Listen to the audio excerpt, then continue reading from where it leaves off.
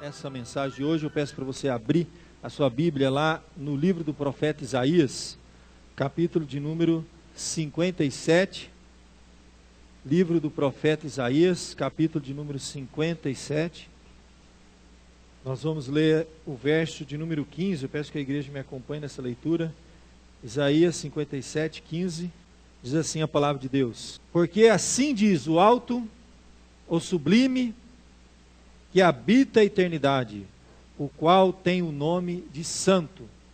Habito num alto e santo lugar, mas habito também com o contrito e abatido de espírito, para vivificar o espírito dos abatidos e vivificar o coração dos contritos. Assim diz o alto e o sublime. Vamos orar, meus irmãos, pedindo a bênção de Deus então para a mensagem de hoje à noite.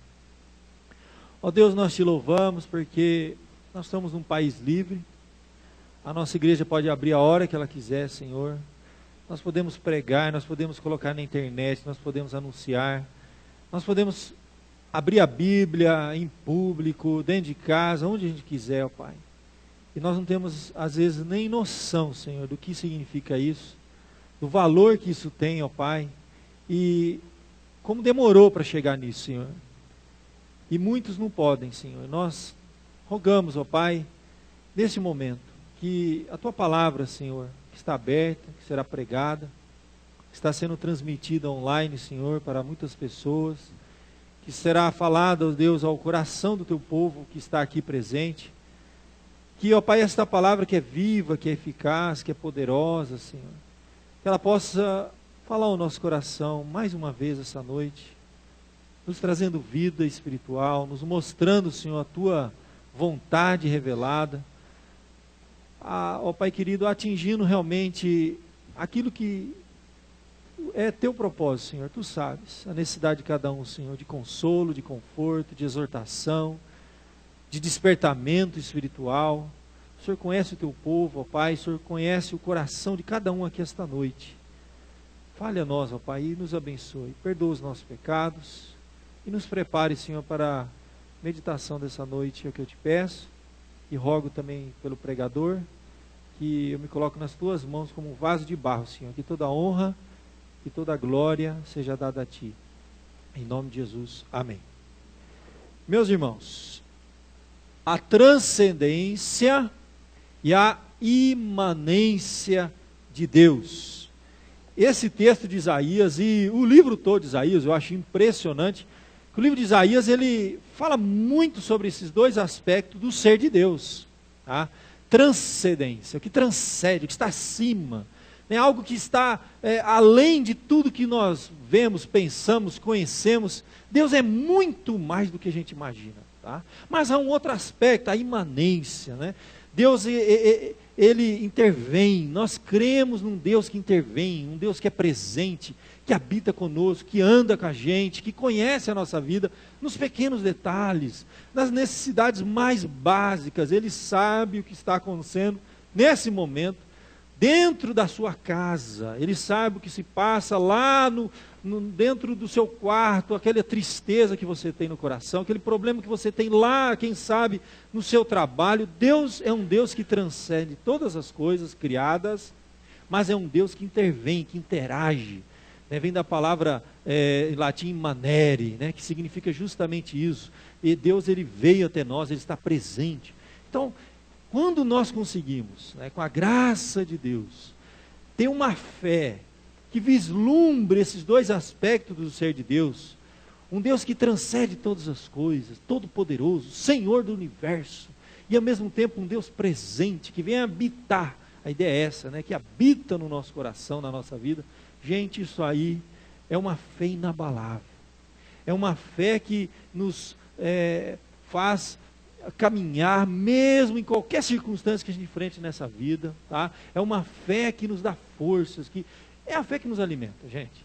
É a única coisa que muitas vezes nós cristãos, tá? E em momentos difíceis, vamos ter para se agarrar. É isso. Então nós precisamos ter em mente isso, entender o que está acontecendo, o momento em que o profeta traz essa mensagem que não é exclusiva para aquele povo, naquela época, escrita lá 700 anos antes de Cristo. É uma mensagem atual, atualíssima, para hoje, para mim e para você, para que nós estamos vivendo, para o cristão do século 21.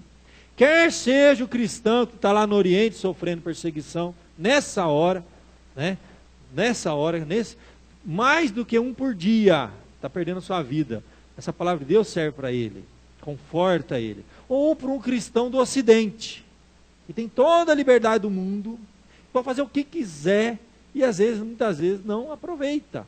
Mas temos também as nossas lutas, as nossas questões, os nossos desafios são bem diferentes, mas cada um tem o seu. Bom, Isaías, o livro do profeta Isaías, tem que lembrar, o próprio nome desse profeta já revela muita coisa.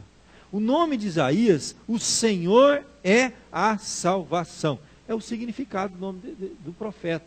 E geralmente o profeta tinha um nome que ele incorporava uma mensagem. O nome do profeta já era uma mensagem. Era assim a coisa. Quando a vida dele incorporava o grande recado que Deus tinha para o povo naquela época. E o livro do profeta Isaías, que ele é chamado o príncipe dos profetas, né? É um dos livros mais citados no Novo Testamento. É o livro que mais cita Jesus, né? A imanência de Deus, a encarnação de Jesus, o Deus que se fez homem e andou entre nós. Essa é uma coisa interessante. E o grande propósito desse livro? Ensinar que a salvação vem de Deus e não dos homens. Que a salvação é única e exclusivamente uma graça que vem de Deus. O Senhor é quem salva. Esse é o nome de Isaías, o significado do nome dele. Muito bem. O que estava acontecendo nessa época, para a gente entender? Acontecia o seguinte: os inimigos que ficavam ao redor, ao derredor, vamos dizer assim, do povo de Deus, eles estavam se levantando e ameaçando o povo de Deus. Então, naquela época, um poder inimigo, o poder assírio, tá? O povo mais poderoso que havia naquela época, o poder assírio, estava se levantando com um grande exército poderoso, e eles estavam vindo em direção ao povo de Deus. Ameaça, rumores de guerra, entendeu? Rumores de crise estavam chegando, sabe?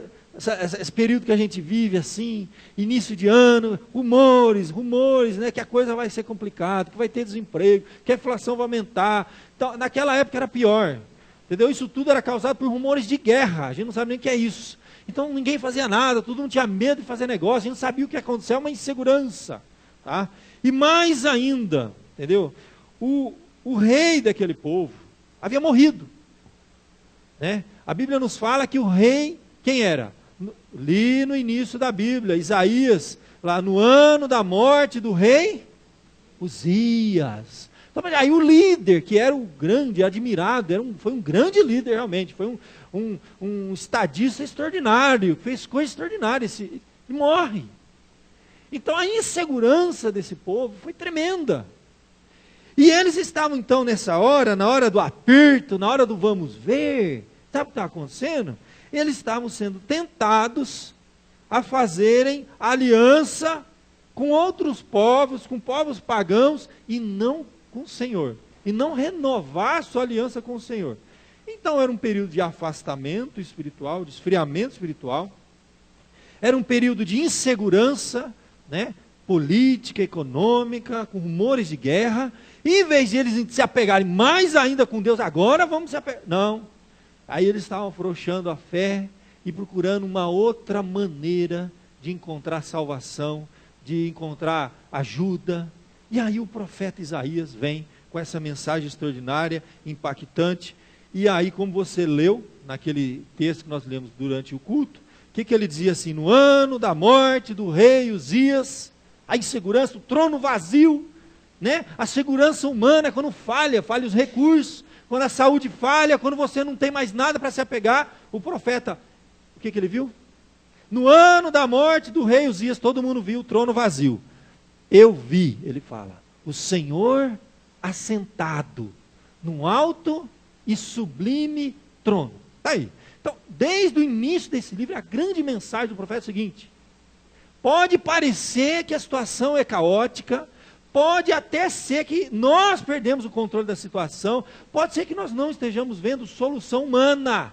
Sabe quando diz assim, é só Deus, mas sempre foi só Deus, né? Porque às vezes fica nítido, patente aos nossos olhos que é só Deus, mas sempre foi só Deus. Porque quando não é por Deus, não é. Quando não é Deus, não vai acontecer. Pode ter tudo, pode ter o exército mais poderoso, eles caíam, eram destruídos, não adianta. Quer seja em qualquer área da sua vida, sempre foi por Deus, mas naquele momento eles viram a insegurança. Aí o profeta diz, no ano da morte do rei Uzias, eu vi, ele fala, o Senhor assentado num alto e sublime trono. Então, o primeiro aspecto é assim, a transcendência de Deus. É esse Deus que está num alto e sublime trono.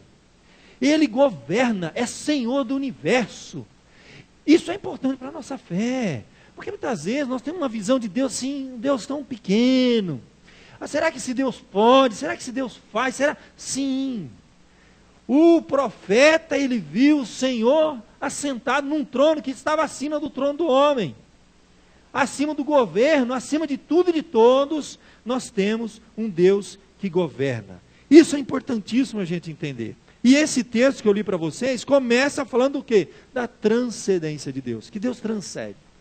Transcende tudo que Ele criou. Ele está acima da sua criação, Ele tem poder, tá? Sobre tudo e sobre todos. Essa é a grande mensagem do profeta Isaías. Por isso que ele começa dizendo, porque, verso 15, olha lá, assim diz o alto, o sublime, olha que coisa, né? Mostrando essa transcendência de Deus, o que habita a eternidade, o qual tem um nome santo.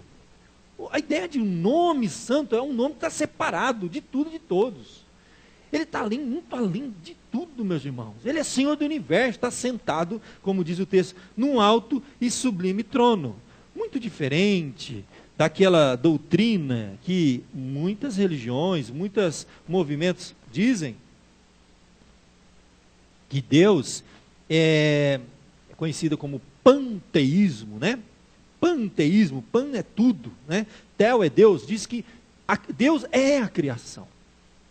Que quando nós amassamos uma folha, quando nós pisamos numa flor, nós estamos pisando em Deus, porque Deus é a criação. Isso é o panteísmo.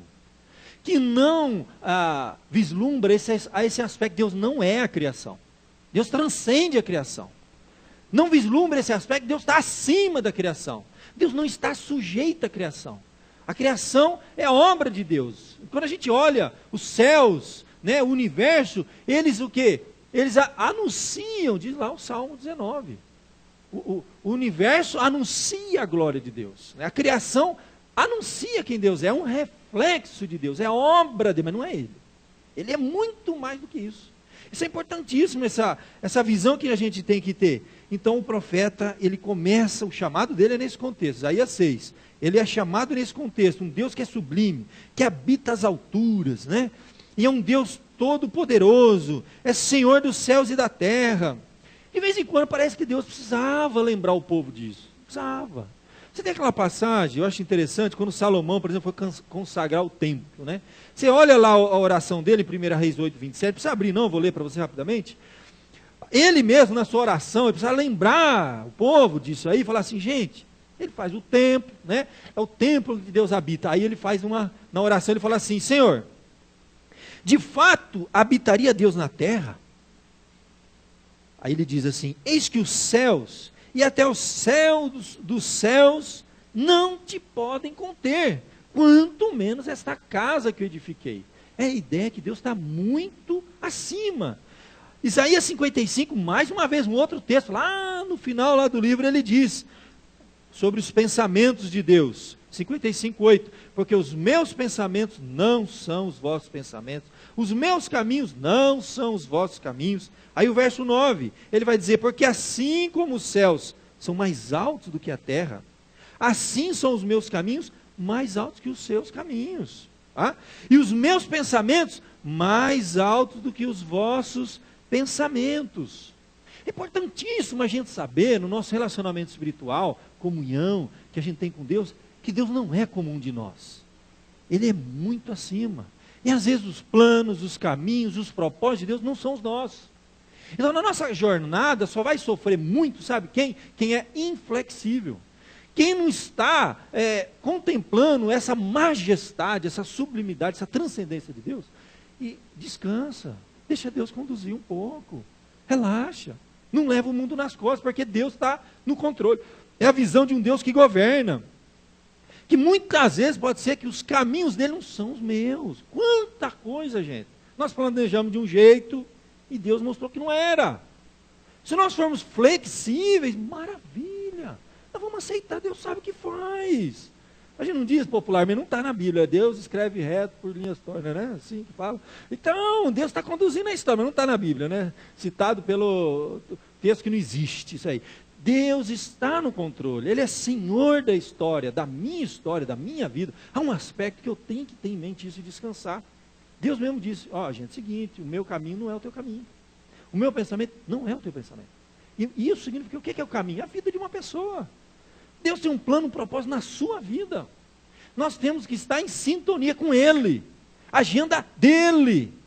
Aí vem um detalhe, não é a agenda dEle que submete a nossa. É a nossa agenda que submete a dEle. Então nós precisamos conhecer mais a Deus. Se alguém está com dificuldade, entende, de compreender qual a vontade de Deus para a minha vida, a Bíblia diz, lá em Romanos, a Bíblia nos fala claramente, né, que a gente não deve se conformar com esse mundo, mas transformar pela renovação da vossa mente, para que podeis compreender qual seja a boa, agradável e perfeita vontade de Deus para a sua vida. Então, se você está vivendo um processo difícil, e você está com dificuldade de aceitar, de se adequar, deixa eu dizer uma coisa para você, a Bíblia tem uma receita, não se conforme com esse mundo. É porque esse mundo está ditando as regras para você. É esse mundo que está dizendo o que você deve ou não deve fazer, o que você deve ou não deve comprar, onde você deve ou não deve ir. Então você está em crise. Aí a Bíblia diz assim, não vos conformeis com esse mundo. Os valores desse mundo é que estão determinando os meus valores. Aí eu vou entrar em crise, em choque. A Bíblia diz, não vos conformeis, não tome a forma. Não são os valores do mundo que determinam o que eu devo ser, o que eu devo fazer. Não são os caminhos do mundo os meus caminhos. É outro, meu irmão. Eu faço parte de um outro contexto, sou filho de Deus. Não vos conformeis com esse mundo, com este século, diz a Bíblia, mas transformai-vos pela renovação da vossa mente. É metanoia a palavra grega, é mudança no interior, de dentro para fora. Aí a Bíblia diz, para que você compreenda qual seja a boa, agradável e perfeita vontade de Deus para a sua vida. Você quer compreender qual seja a boa, agradável e perfeita vontade de Deus para a sua vida? Se amolde a Deus, não a esse mundo. Aos valores de Deus, não desse mundo. Conheça mais a Deus. A Bíblia diz, antes crescei na graça e no conhecimento. É o tema desse ano, crescer na graça e no conhecimento de Deus. É que falta mais. Falta mais Bíblia, falta crescimento espiritual, maturidade espiritual, para que eu não me conforme com esse mundo, mas me transforme, de dentro para fora, renovação da mente, do coração, nos caminhos de Deus. Então Deus fala, filho, os meus caminhos não são os teus. Os meus pensamentos não estão os seus. Assim como o céu é mais alto que a terra, assim os meus caminhos e os meus pensamentos são mais altos que os seus. Deus tem planos, Deus tem um propósito para a vida de cada um de nós. Mas a gente tem que ter essa visão, peraí, Deus transcende. Deus não muda, Ele é imutável. Ele não está sujeito à variação, diz a Bíblia. Isso tem que trazer para a gente segurança, não é insegurança. É um Deus que faz e cumpre suas promessas. O que Ele faz vai acontecer, acabou. Ele é Senhor. E o mais importante aconteceu, gente. A gente é alvo do amor de Deus. Se a gente está aqui dentro, se a gente conhece a Bíblia, amém. Estamos dentro do barco. O resto, meu irmão, é o resto que Deus fizer, o que Ele vai mandar esse barco. Eu estou dentro, eu estou com Ele. O negócio é esse. O povo não. No momento da dificuldade, naquela época, no passado, eles estavam desesperados, se esqueceram de Deus, querendo fazer aliança com outra gente. E aí o profeta, para gente, volta para Deus. Assim como no ano da morte do rei Uzias, está todo mundo, o coração voltado para a liderança humana, para recurso humano, para a segurança humana, o coração depositado em coisa errada. Aí o rei morre, eu estou em pânico, né? Desandou a economia do país, desandou a política, tudo desandou no país. Aí a turma ficou desesperada. E agora, Jesus? Eu vejo aí a situação, está todo mundo desesperado, descabelando aí. Calma. No ano da morte do rei Uzias, eu vi o Senhor assentado no alto sublime trono. Nós temos um Deus que governa. Por incrível que pareça, por mais caótico que possa parecer, o mundo e a minha e a sua vida, porque há circunstâncias que parece que fugiu do nosso controle, saiu pelos dedos. Deixa eu falar. não saiu do controle de Deus. Ele continua conduzindo. Ele ainda é Senhor da história. E mais do que isso, gente. Aí vem a segunda parte extraordinária, maravilhosa. Que se você pensar só essa parte, se eu parasse aqui, se a mensagem hoje foi a transcendência de Deus, nós íamos falar que Deus tremendo, que Deus poderoso. Mas eu estou aqui, gente. Será que Deus sabe a conta que vai cair esse mês? Semana que vem, ó, semana, virou um mês, hein, gente? Hoje dia 1º. Março, dia 1º, amanhã dia 2. Deus sabe o que está acontecendo. Começou o ano, o carnaval passou, começou o ano. Feliz ano novo, gente. Feliz ano novo, começou o ano. Será que Deus sabe o que você tem para enfrentar essa semana lá no seu trabalho? E o problemão que você tem para enfrentar, relacionamento. Deus sabe. Aquele atrito que está havendo no casal, que está para terminar um negócio, está por um fio. Aquele filho que você não sabe mais o que fazer, descabelou. Já ficou branco, careca, mas continua preocupado. Será que Deus sabe o que você está vivendo hoje, aqui e agora? Aí vem outro aspecto de Deus, que para mim fecha. Sabe, a minha fé precisa dessas duas coisas. São como dois remos num barco. São como duas asas para um passarinho. Se eu tiver uma só, vou dar em círculo, não dá, tudo errado. Não pode ter só uma nem só outra. A transcendência é esse aspecto. O Deus que habita no alto e sublime, né? Está acima da nossa compreensão. Paulo, quando fala lá na carta aos Romanos, capítulo 11, quando ele vê a soberania, a majestade de Deus, ele termina o capítulo, sabe como? Não tem nem resposta para isso.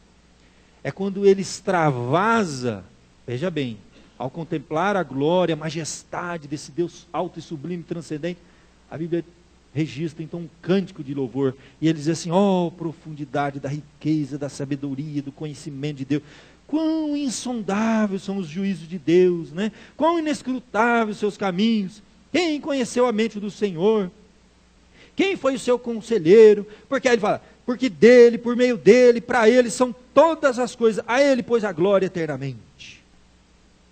Então, Paulo, ele ao contemplar essa transcendência, esse poder, essa majestade de Deus, ele foi levado a adorar. Então, nós precisamos desse primeiro aspecto. Isso é que nos move a adorar. Nós somos criatura e estamos diante do Criador. Nós somos servos, humanos, fracos, pequenos. E estamos diante de um Deus grande, poderoso. E o homem, enquanto ele não contemplar a glória de Deus, ele não adora adequadamente a Deus. Ele não se dobra, ele não vem no culto com fervor, porque ele vai encontrar, não é qualquer um não. Ele não vem ver o pastor careca, está ficando velho, barrigudo, não. Está tudo tão velho assim, não. Você não veio ver a mim, você não veio ver o irmão, você não veio ver nada, você veio ver antes de tudo. Óbvio que a gente veio aqui, você veio ver a Deus, o Senhor do universo, majestoso, todo-poderoso. Então a gente tem que entrar no culto com fervor. Eu vou derramar minha vida para louvar a Deus só se você tiver essa visão da grandeza de Deus. Se você não, você vai, Senhor. Aí canta a musiquinha lá, olhando para o relógio, está acabando fantástico, o pastor não para de falar, entendeu? Aí, coração morno, começa uma semana morna, e mais um final de semana morno, e vai vivendo assim, ó. É o crente Raimundo, né? Um pé na igreja e outro no mundo, né? Morno. E o que Jesus diz para o crente morno? O cristão morno? Estou a ponto de vomitar, gente. Você não é nem quente, nem frio, gente. É morno. Isso é a coisa pior que existe. Um cristão morno. Desculpa, meu irmão. Jesus tem nojo disso. Tem nojo, porque você come carne, tanto faz como fez. Você vai na igreja hoje, vamos ver. Meu irmão, para tudo. Você não entendeu. Nós não estamos aqui, não é clube, não é reunião social. Clube tem o melhor aqui na cidade, gente. Preletor tem melhor que eu. Louvor, gente, tem gente que canta melhor que a turma. A turma está boa, que está ensaiando, viu, Deus? Não estou desfazendo. A turma está bem, mas, gente, pelo amor de Deus, vai lá no Sesc, olha o show bacana que está tendo lá. Coisa melhor. Nós estamos aqui para isso, gente. Nós estamos aqui para adorar o Senhor do universo. O Criador, o que te fez no ventre da tua mãe. E o que você vai encontrar, não sabe quando, mas pode ser breve. Então nós vamos encontrar com Ele. Em breve, eternamente, vamos prestar conta da nossa vida. Ele é o Senhor. Ele é esse que habita no alto e santo lugar. Habita a eternidade. Nós estamos diante dele, gente, para adorar. Então a gente vem aqui, contempla como Paulo fez, a profundidade da riqueza, para a glória de Deus. Isso é tremendo, gente. Tem que ter esse negócio que nasce lá de dentro. Isso é adoração verdadeira, entendeu? É quando a gente se inclina a Deus, a nossa alma tem prazer de estar na presença de Deus. Você está louvando o Senhor dos senhores, do universo. Mas eu volto no ponto. Esse Deus que transcende toda a criação, que está acima de tudo e de todos, é Senhor Todo-Poderoso. Já compreendi isso, pastor. Beleza, bacana. E agora? O que eu faço com isso? Segunda parte. Depois de falar dessa transcendência de Deus, né, dessa glória de Deus, o próprio Deus diz para a gente: olha, gente, eu habito sim num alto e santo lugar. Deus habita, gente. Olha esse universo. Outro dia eu estava vendo até onde é possível chegar, entende?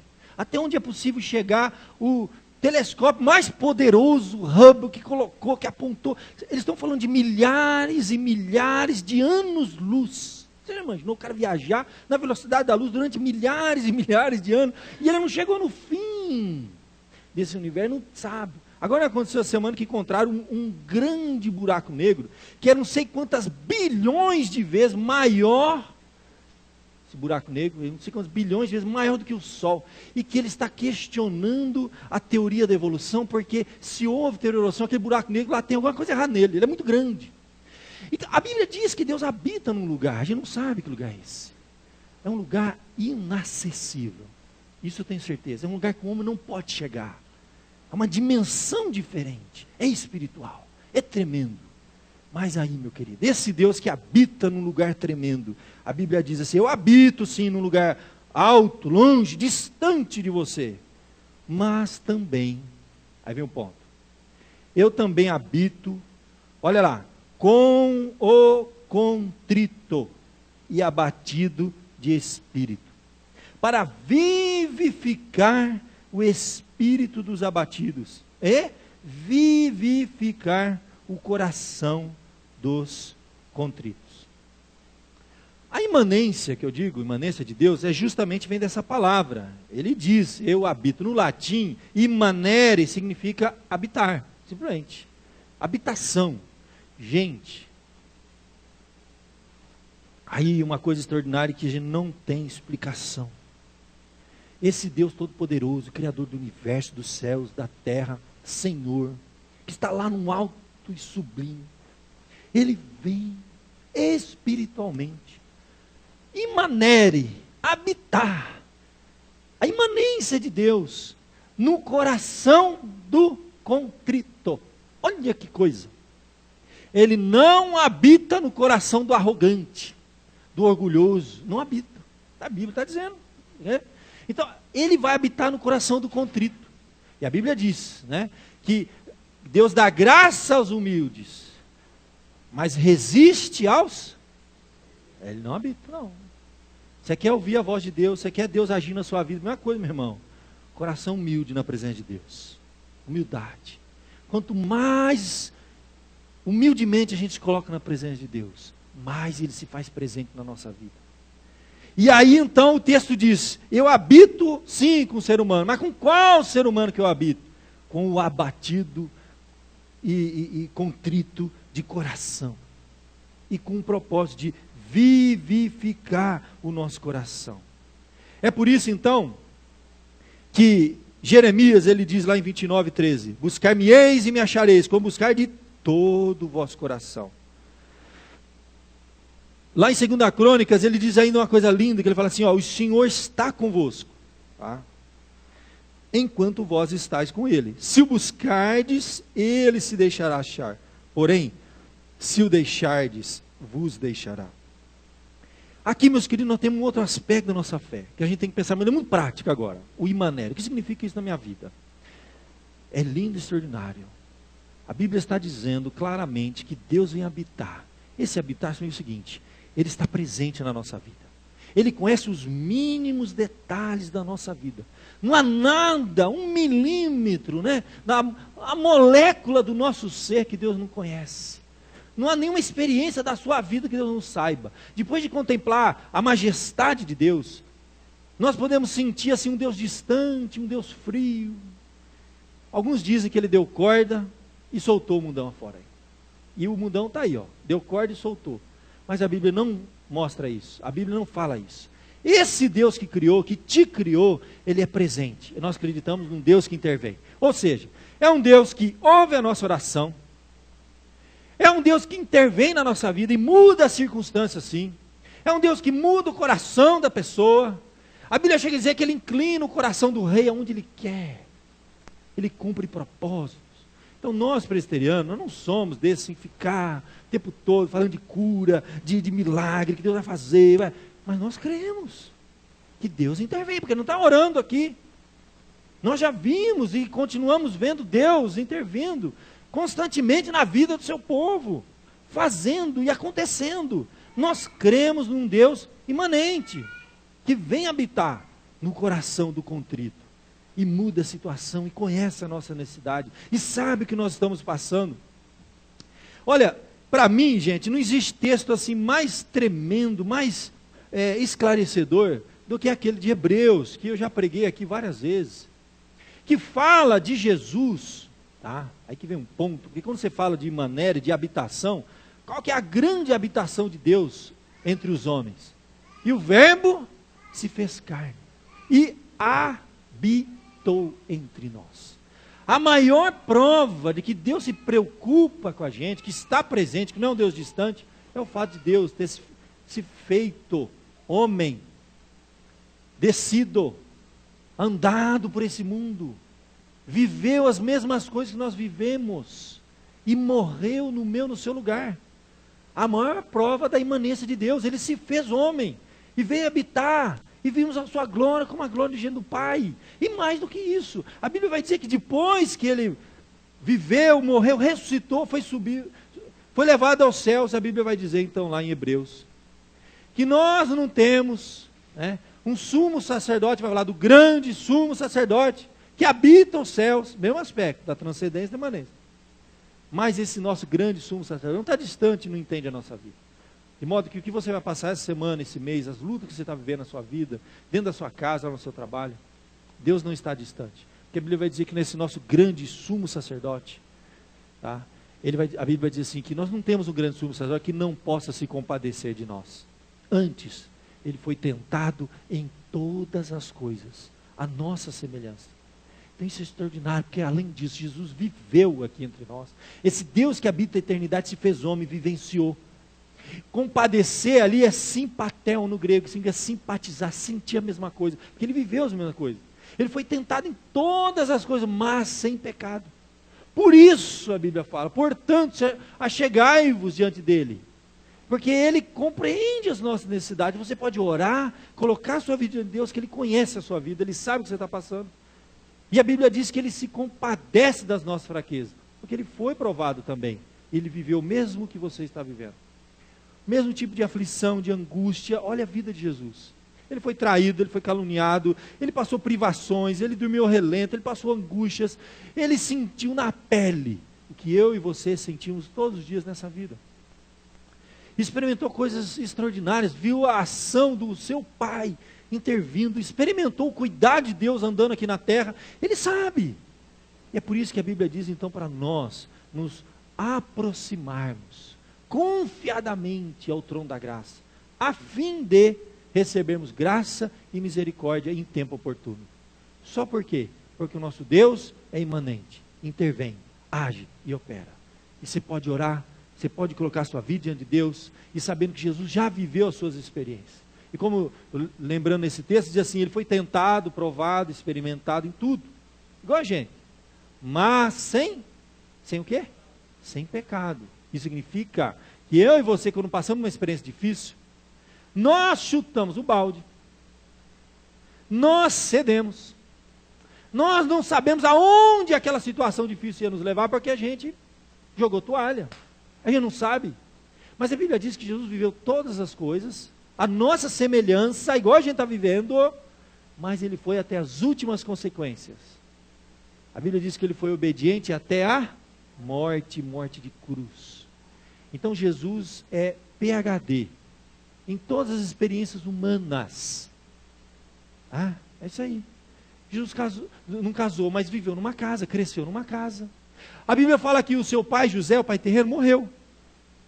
Dá a entender que sim, porque a Bíblia fala dizendo assim, ó, Jesus, o filho do carpinteiro, Jesus, o filho do carpinteiro. De repente, a Bíblia fala Jesus, o carpinteiro. E desaparece a figura do pai. Durante 30 anos a Bíblia não fala da vida de Jesus. Dá a entender que ele tem uma vida tão comum como a nossa. Não tem nada para falar.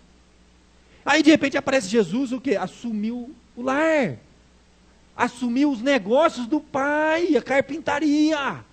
Jesus tinha que acordar cedo, levantar lá a portinha da carpintaria, fabricar as cadeiras, fabricar lá o banquinho, a mesinha e colocar à venda.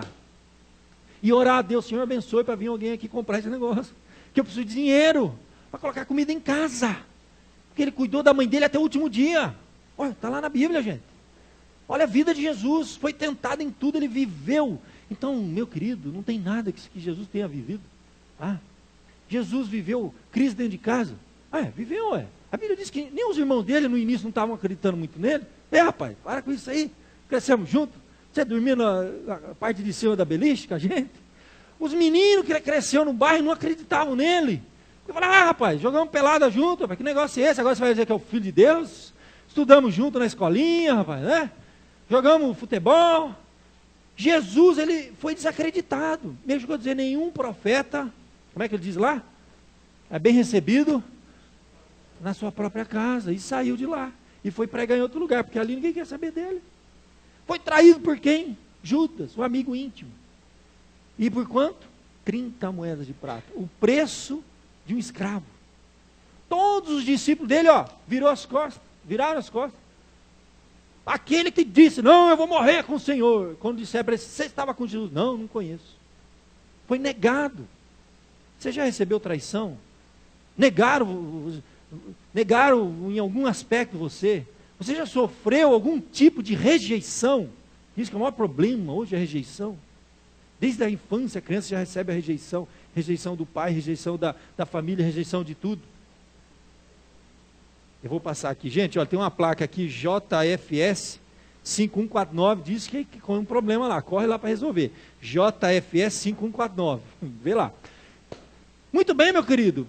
Se Jesus viveu todas essas coisas, a Bíblia está sentado à destra de Deus, mas intercede por nós, com compaixão, compreende a minha, a sua vida.